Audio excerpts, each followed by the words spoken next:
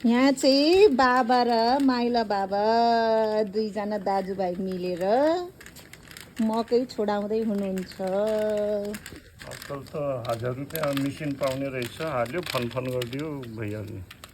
कहाँ देख्नुभयो र त्यस्तो? अनलाइनमा दिइराखेको छु। ए, ठ्याक्क घुको पस्ने रहेछ, त्यहाँ यसरी घुमाइदिएपछि त एकैछिनमा।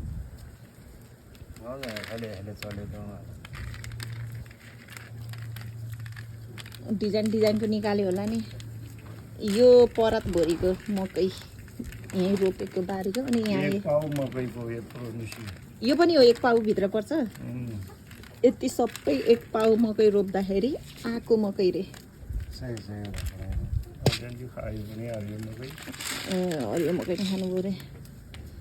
यो चाहिँ किन बोतलमा राख्नुभएको रे बाबा? मकैमा यत्रो आउँदा नि मान्छेलाई खान पुग्दैन, के गर्ने हो। यो किन राख्नुभएको रे बोतलमा? किरा लाग्दैन रे।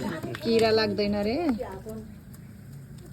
कस्तो राम्रो देखेको यो धुपीको बोट गमला के त्यहाँ बिचमा राख्दा। हरियो राम्रो, अलिकति शीतल पनि दिएछ।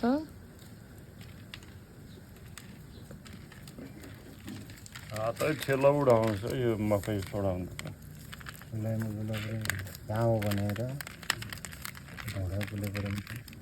माइला बाबाले नि कि नेपाली बोल्नु कि बाबाले नि कि गुरुङ भाषा बोल्नु के हो र ट्रान्सलेट गरे जस्तो सुनियो। भन्नाले एउटालाई नेपाली मात्रै आउने, एउटालाई चाहिँ गुरुङ भाषा मात्रै आउने जस्तो सुनियो क्या। कि दुईजना गुरुङ भाषा बोल्नु न। हाँ बाबाजी। गुरुङ कुरा त कोही कुरा त अप्ठ्यारो लाग्छ असल त। अच्छा। म पनि अरूसँग त खसुरै बोल्छ। अँ।